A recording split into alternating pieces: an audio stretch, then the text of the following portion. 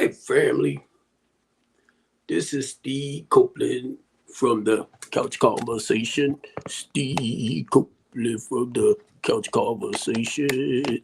Steve Copeland from the Couch Conversation Show.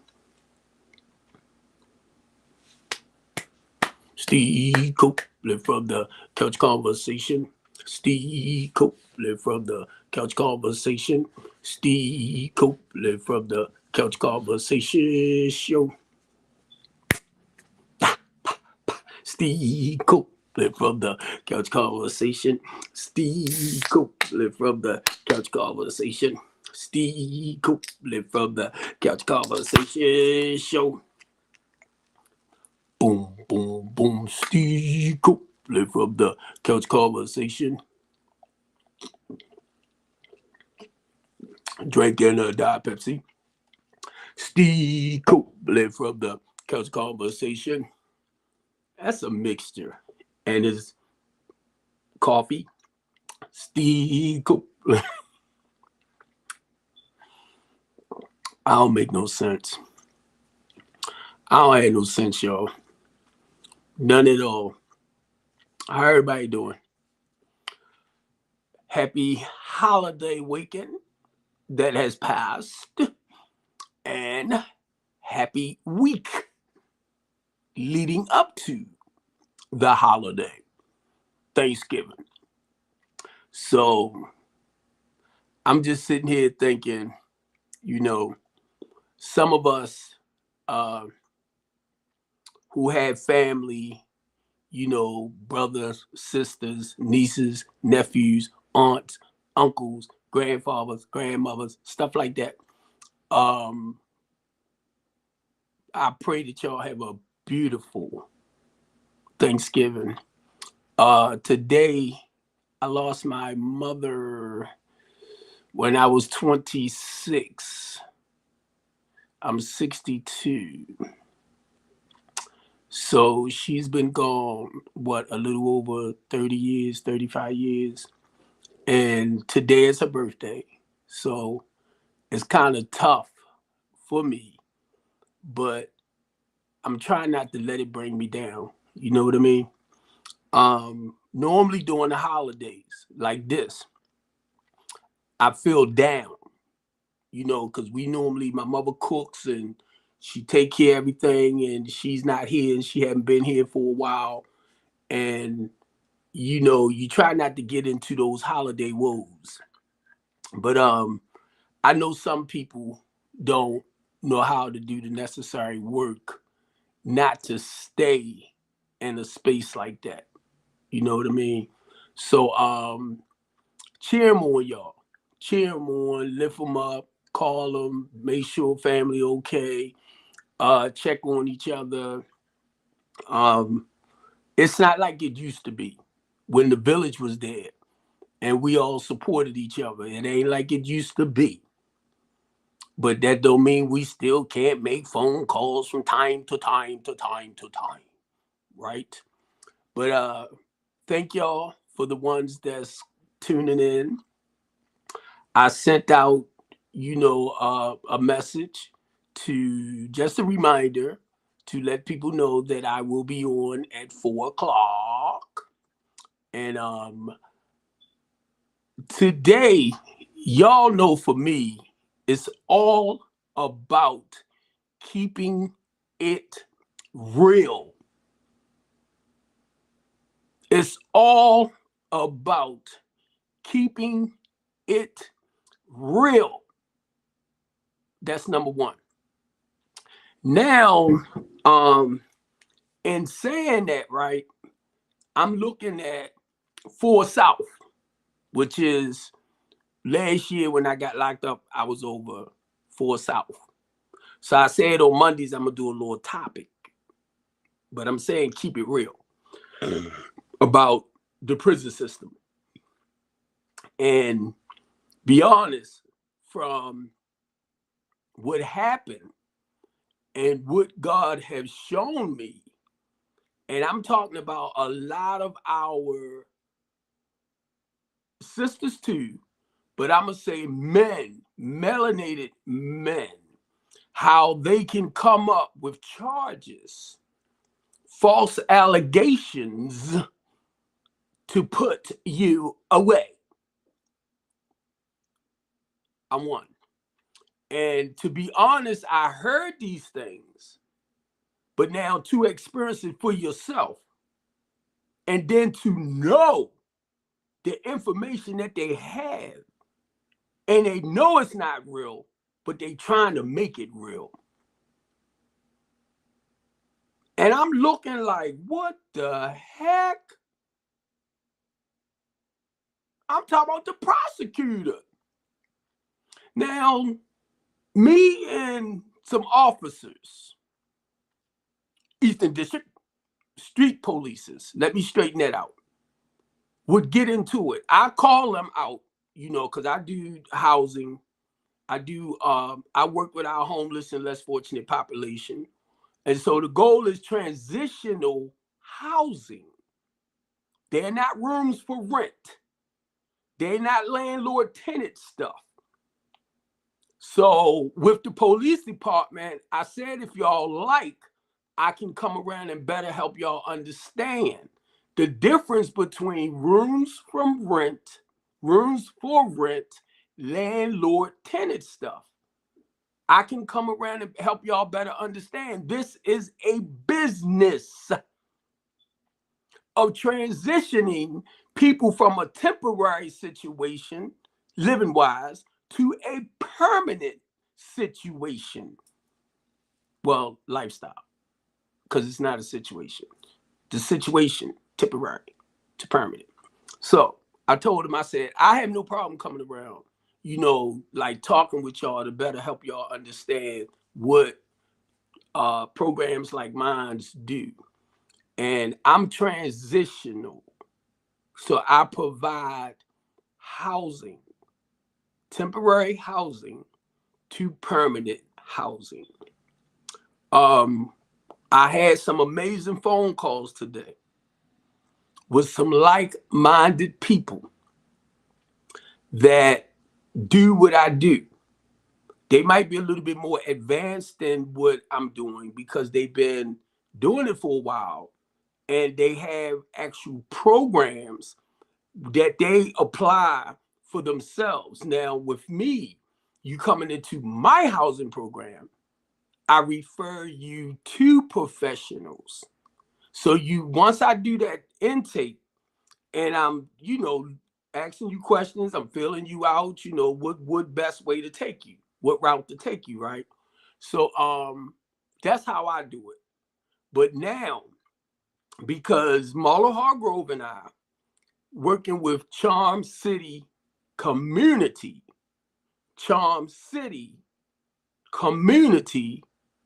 and supportive housing. So our goal is getting you the professional help, whether it's counseling, rather it's PRP service, rather it's therapy, rather it's substance abuse, mental abuse. The goal is getting you the proper help that you would need to function better on your own again, where prayerfully you won't fall on hard times again, where you might end up in like a program like ours. That's where I'm at with that. Now, the phone calls that I had today, and I'm going to say his name because y'all don't know him. No, a friend of mine's Harry Mead, right? He has a couple of assisted living houses, and his goal is to work with me in opening up some assisted living housing as well. And the reason why I'm talking about this, right? The reason why I'm talking about this, because I'm tied in to 4 South, because I received a phone call today, a collect phone call from a guy in prison. He calling me to get some help, but he needs somebody to speak up for him, as well as the program and what we'll be doing to better serve him so that he will be considered as a decent human being back into the community. Now, I just want to say this, and please help whoever understand. If you are considered as a sex offender at Charm City Housing Program or Charm City Program, we don't take in sex offenders. If but what we will do, like I told them, I will guide you to somebody that actually deals with that, you know, because one, I deal with women and children. So I'm not going to feel comfortable with you around, even though you will be in the men's housing program and the women will be more like in regular housing to be moved into permanent housing. So I talked with some people today that's lined up so that we can start actually doing this, getting it done. I was doing it myself. I got kind of slowed down. So a lot of y'all know when I became under attack by the Eastern District Police, that kept me away from my housing program. So I wasn't able to keep up with everything. But still, that does not stop me from making phone calls and stuff like that for other people that needs it. Because I had a female call me today with a 13-year-old, where now we're trying to find somewhere for her to go. Then I end up calling my friend, and he just told me he got access to 3 houses. See how God worked? See how God worked? And this is the same dude that we're going to start doing rehabbing and revitalizing houses. We're going to start doing tiny houses. We're going to start doing container houses. The reason why I'm saying those type houses, because I'm looking at low to moderate income people. They can afford, if they want to buy a home for like 100,000, and they making below the poverty rate. They can afford to pay 500 or 600 or a little less, because I want to keep it between 300 and 500 for the mortgage, right? And say once you do the mortgage, then your gas and electric, cell phone bills, your little maintenance stuff, that will run back up to about 1,000. So that's the way we're looking at it. That's the way the plans are set. Because if you can already pay 1,000 a month, the thing is to get you in something lesser, because that's just 1,000 or 1,200 or 1,400 for rent. When you're dealing with me, that's not my goal, is to put you in something that expensive. Now, once you come in, you making in between $12 and $15 an hour. The goal is to work with you around there.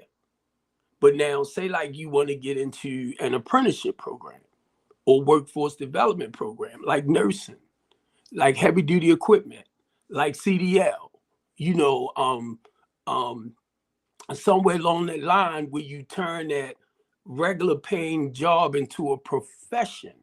That's where I guide you at when you come into my housing program, is to connect you to the right people. Now, what I do, I post this a lot.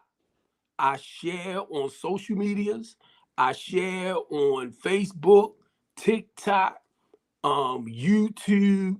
I'm sharing this to connect with God like-minded people. If you're trying to rob Peter, that's our poor people, to pay Paul, which is benefit off of them yourself.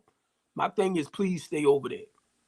I'm not trying to be smart. If that's what you got to do to be successful, Trump, then you do what you got to do, Trump, to be successful. To rob from them, to fatten up your pocket. And we all know That's the type of businessman he is. I ain't stutter. I ain't stutter. Y'all act like y'all don't know. He ain't no politician. He's a businessman. And he's not a real good one at that. Then again, let me say yes, he is. Because he filed, what, about 6 times? I know, I thought 7. Bankruptcy. Because he played with other people's money. And that was his way of not paying them back. But see, y'all justified that bull junk. But when you in business or you doing business, you understand, hey, there's business for some people. You gain success off of other people, pain and misery. I don't play that. So my thing is stay over there. Now, mind you, I ain't understanding a lot of this. Now, for South, right? Now, I posted something to my Facebook page. They are building where the penitentiary used to be. It's an empty spot. They spending $1 billion to redo that spot. So look at all the stuff that's going on in your city, Baltimore City, and I'm talking about mainly your inner city, is where normally most of your corruption is. In your inner city is where a lot of the activity that take place is not healthy, but it's healthy or normal to people that's living in it. I didn't understand it until I came out of it over 31 years ago.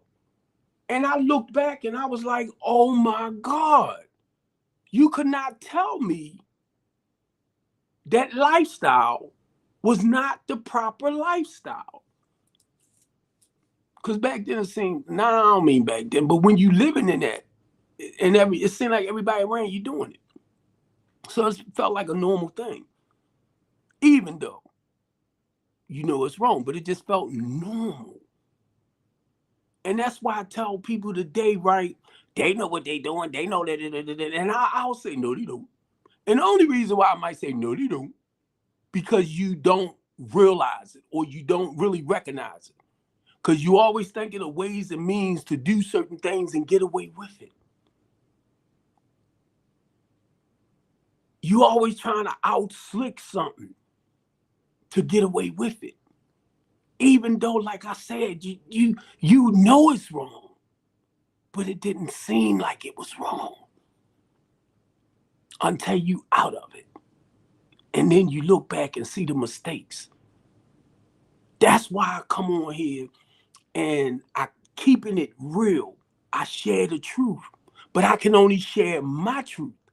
So if a lot of y'all that have little shows, right, and you open them up like this, and y'all want to keep up with the lies and keep up with the manipulations and stuff like that, that's fine.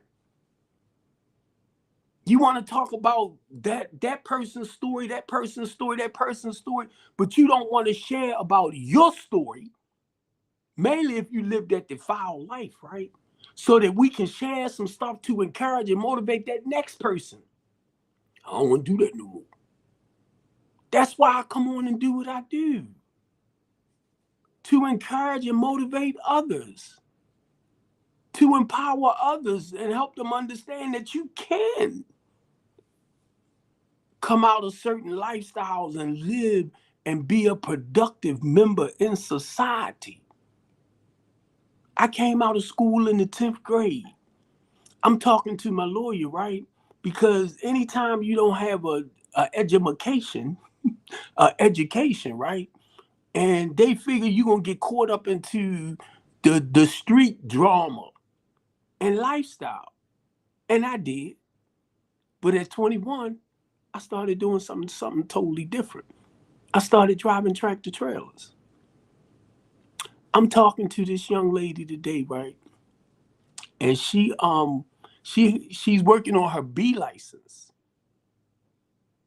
So I was sharing with her about FedEx Freight, right? Now I don't know if she tuned in, but I'm just sharing because a lot of felons or ex-offenders don't realize, even though you have, say, a horrible criminal background, you can get a decent paying job. It's just some process. It's a process you have to go through. So I'm sharing with her the things that she can do, you know. Now, on some applications, and from what I understand, it's supposed to be mainly here in Baltimore City. And if I'm not mistaken, it's supposed to be up in New York too. So now I could be wrong. But I'm just saying this right here. Certain jobs are not supposed to ask you no more about your criminal record. Did y'all know that? Well, not certain jobs. Jobs are not supposed to. They supposed to allow you in, watch how you work to perform whatever job it is, and judge you accordingly. Not because of your criminal background, not to hold it against you. Now, that might not be everywhere, but I can only speak for what's happening here.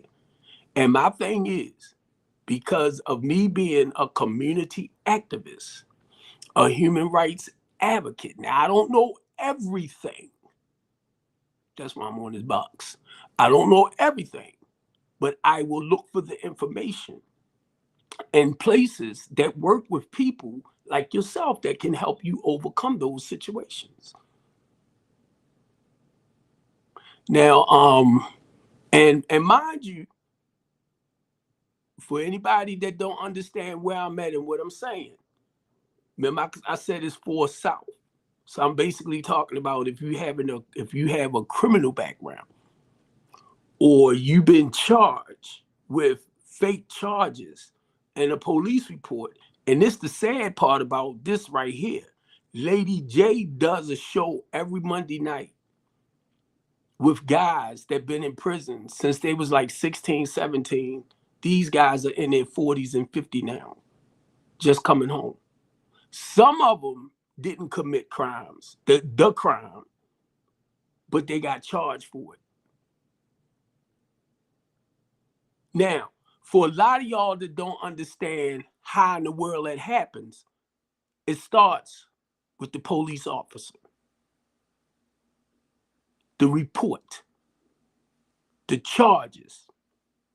The courts do not know if that paperwork is right or if it's true. I'm telling you because this is what I'm going through. This is what I'm going through right now.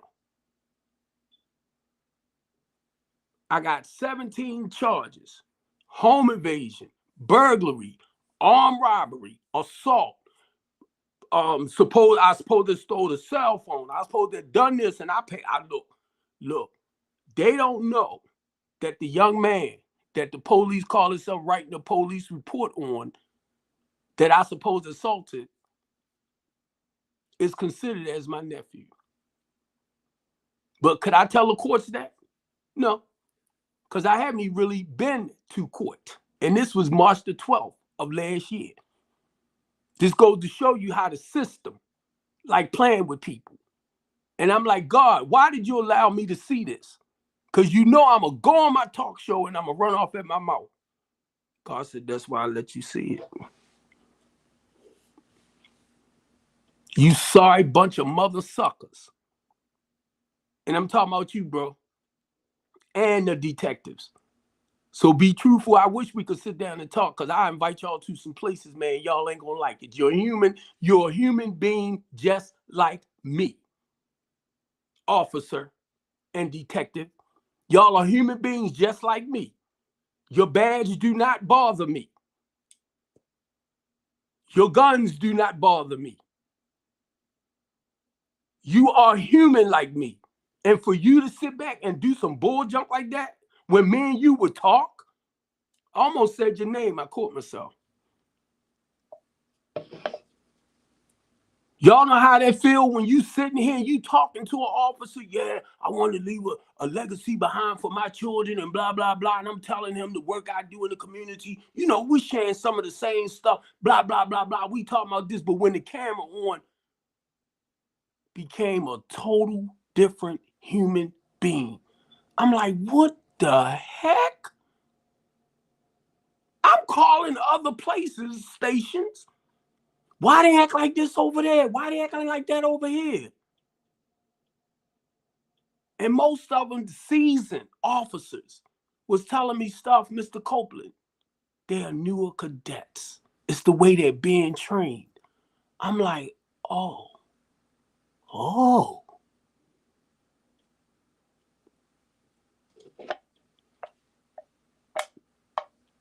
Even when Commissioner Harris was here, I tried to reach out to him 3 times about the stuff I was going through with the Eastern District street polices and sergeants that would come out. Because if me and you got to argue, you went back and you told them, yeah, this big mouth dude, blah, blah, blah. Now, see, they bad now. Now, when they run across me, it's like, yeah, you the troublemaker. Why am I the troublemaker when it's your job to protect and serve? But you're not doing your job.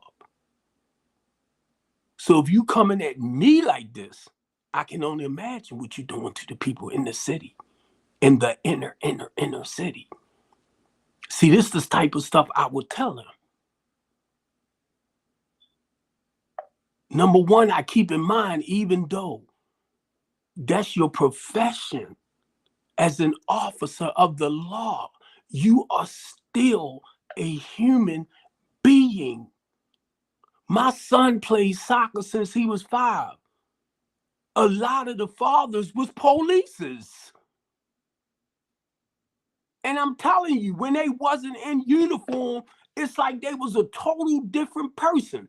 And once they suit up, it's like, It's just something that happened with that. I can't, I don't know if that protective mode or what. And a lot of them was YT. So I never had an issue with polices now. Never.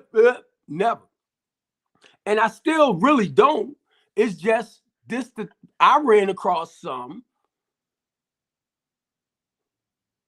that I believe was being taught to allow us to just run amok and take each other down. That's what I was getting from them.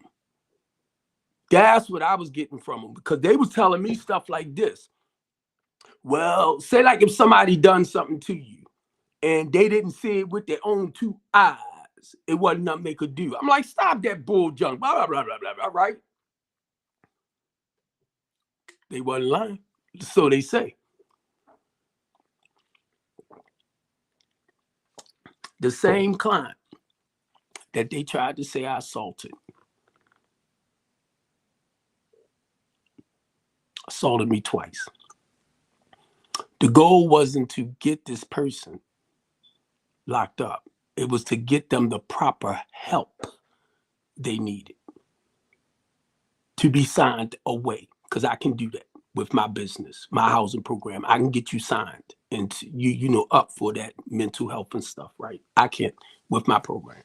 So anyway, already knew. So I'm running this down to the police. Oh no, you got to get eviction. Oh, that's not what I said. So I goes downtown.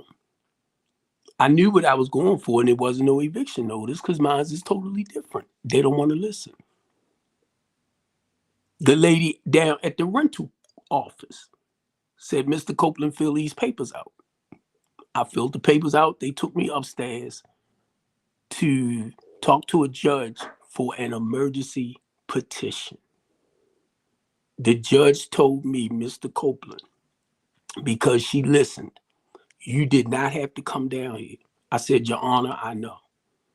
But once the police, because the only thing I was doing their job, I was the one that went, filed the paperwork, what they took back to the district for them to go and get the client and take them to get help. That's why she told me that twice, the same judge. Mr. Copeland, you wasn't supposed to came down here. I'm like, I know.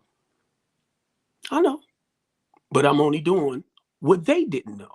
And they kept telling me, you gotta do this, you gotta do that. No, I don't. That's not how we roll here. Yeah, you do. You gotta do it. No, I don't. You don't want to listen. I did what y'all told me to do because it wasn't going through the court system itself. The sheriff is the only one that can put them out. I mean, evict them. That's not my process. But they wouldn't listen. And if y'all lost, I'm talking about the police department, the ones that's supposed to help you whenever you call for help. It got so chaotic. I called them out one night about this brother and sister thing, right? They went over, talked to the brother, and it was like demons jumped on them, and they came back at me. I'm like, God dang. So what I did, I called the police on the police, because that's how they was acting. Like a bunch of... Anyway, and I hope you looking, bro. I hope you looking, because like I was telling my lawyer, I said, it's not the clients. I kept telling my lawyer, it's not about my clients. Now, to go back to this, when you innocent, mind you, March the 12th, I got assaulted twice. On the 10th, I filed these papers, and I was going to explain to the judge, the only thing I want is for this person to get some proper help, get the help. All right. That night, later that night, right, they end up hitting me in the nose. Police, I had called the police to find out that they found the emergency petition and everything. The third emergency petition all of a sudden disappears. They can't find it. But the police told me, he said he came around that same day to serve them. Nobody answered the door. And I'm looking over at my name on the thing, right? I'm like, but why you didn't call me? I would have came around. Well, anyway. So I know they had the paperwork. Already knew. But all of a sudden the paperwork came up missing. Already know who did it. The same guy that put them charges on me. So that's why I'm telling my lawyer, I said, it's not my clients. It's the police. And then it's detective. They came for me to get me off the street. Now, whoever told them to do it, I don't know. But it's something, it's something there with it. It's something there. It's a lot more I can say. Because like I told my lawyer, I said, it's bigger than what you think with the Eastern District Police Department. It's bigger. So anyway, all right, March 12th, I get locked up. This detective, me and one of my clients texting each other about her rent money, rest of her rent money for January. I was charged. Now, mind you, we texting each other. That's the way we communicate. I was charged with second-degree assault. This was January to 18. Burglary and harassment. So they dropped the second-degree assault, the burglary, and the harassment, kind of like, just the text thing. This would took place November the 4th. Right? When she read off the police report of what I supposed to have did, I knew right then and there ain't nobody write that shit but the damn police. I knew right then and there. And this woman, the prosecutor, was like, you did this, you did that. And I'm like, what? Now, I asked my lawyer, how did something from January to 18 started out? And I got the Texas. Even when the girl told me to kiss her butt. It's on the text, and she didn't say butt. And then she sent me a picture. I got the money, Mr. Copeland. I ain't getting it to you. Because she was moving, which I understood. She wanted to be out. Her husband had came home from prison. But see, the prosecutor don't know all this. But once she presented the paperwork that day, I said, oh my God, look what the freak they did. And I'm talking about the police. How you gonna take something from January and put it into March the 12th and made it one case? It was two cases, but under one court thing. I said, these mother freaky, blacky, wacky, mookie, bookie. Reason why I'm saying it right, not to really curse. But because I'm looking at how these suckers, and I'm talking about the polices, can sit up there and write a report on you, and it might be one little thing, but put about 100 charges on that one little thing. What that does, that gives the prosecutor a chance to play with whatever they can play with to turn an innocent man guilty.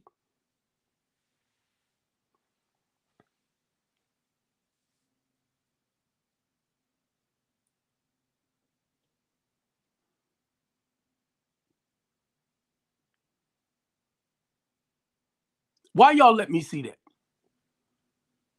Because when I start going to these town hall meetings again, and I see Ivan Bates up there trying to talk a Gucci game, and that's the state's attorney for Baltimore City. I'm sitting up here watching you talking a Gucci game.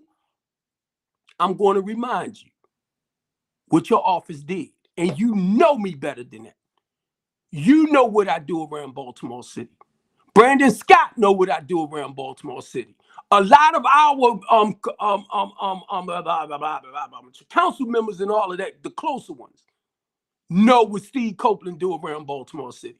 But y'all want to make me out to be a criminal.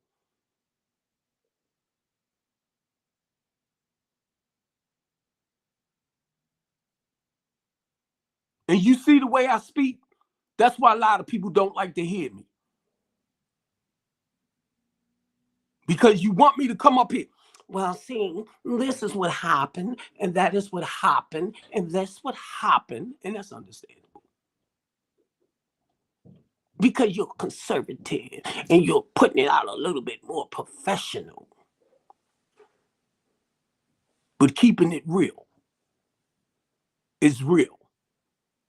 Keeping it real, because a lot of them know what they're doing to us. And you have to find a way to make them feel guilty about the bullcrap they're doing to the innocent people.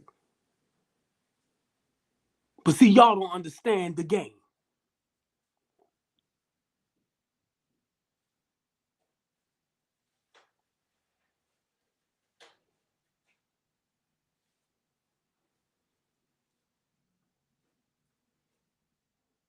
And like I told my lawyer, I said, their job is just to screw the melanated man off of stuff that's not true. And he said, somewhat. See, I know the truth. The people that they trying to say that I suppose that did something to know the truth. The officers that did the paperwork and did the police report, never once did my nephew say I did anything to him. That's in the police report. He never once said I did anything to him. But because I was in the presence, I was in the hallway when somebody swung on him, they called it, they telling me you're guilty by association. We understand you didn't do it. We understand you didn't know the phone was going to be taken. I'm looking at this lady saying this. But she would say it. We know you didn't. We know you didn't, because the police reports didn't state you did anything, but because it happened and you was right there. Okay, well, you know I didn't do it. But she made it sound good and twisted. And the judge told her herself, she said, you are confusing me. I couldn't say one word. Your Honor, my name is Steve Copeland. Strengthening the community. The Latanya D. Copeland House of Hope is my transitional program in helping the homeless and less fortunate people turn their lives around. What the freak I look like? Bringing you into my housing program and then taking advantage of you. I don't roll like that. Don't tell me about what such and such did over there or what that one did over there, because that's not me. I can only tell you about me and what I do. Don't put me in other people's category or, position, whatever. And I understand it though, but don't do it. Don't do it. I can only tell you about me.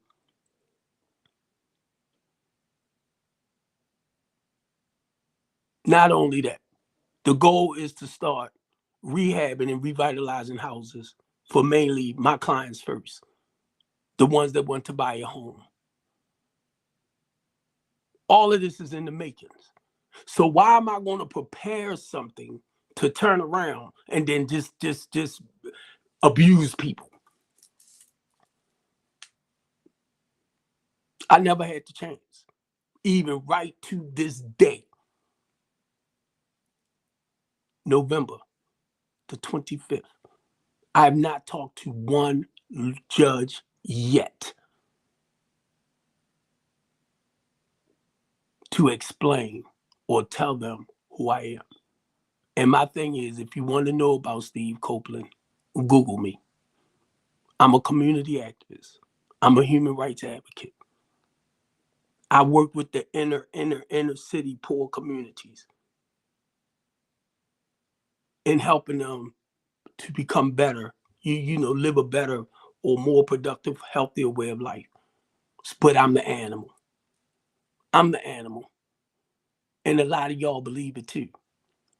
And you know who's taking people money, who's robbing people. My clients are independent. So they still got their card, their food stamp stuff. They buy whatever they need for the house. They have to make sure the area clean because I got to see you. I got to see you doing the work to turn your life around so I know when you're ready to move forward. I have to see you. So when I go and talk with that landlord, or if I'm gonna represent you in court just to talk about how you doing in the program, stuff like that, right? That's just to help people understand how you doing the necessary work to turn your life around. So I'm your mouthpiece. Do y'all know what community activist does? Do y'all know what community organizers does? Do y'all know what people with transitional housing programs do? We are basically your mouthpiece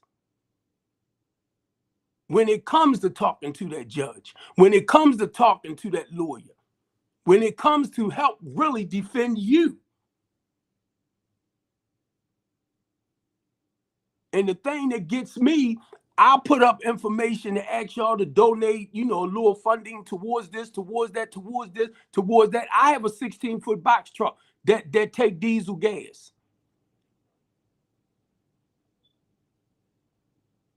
Need tires now. So if I ask for help, it's not just them, it's to continue serving them. But a lot of y'all, and if you don't have it, I'm not talking to you. I'm not talking to the ones that don't have it. Don't get it wrong. I'm talking about the ones that got it and want to sit up there and,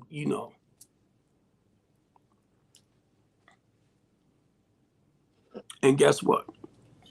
I feel more sorry for the people that I can't really get out there and serve or help the way. And this is almost my 45 minutes up on my regular restream. So I'm gonna get ready to cut this. But I love y'all. There go my 45 minutes. I talk longer than 45 minutes. Y'all know that. But I'm trying to stick to a time frame and discipline myself for the 45 minutes.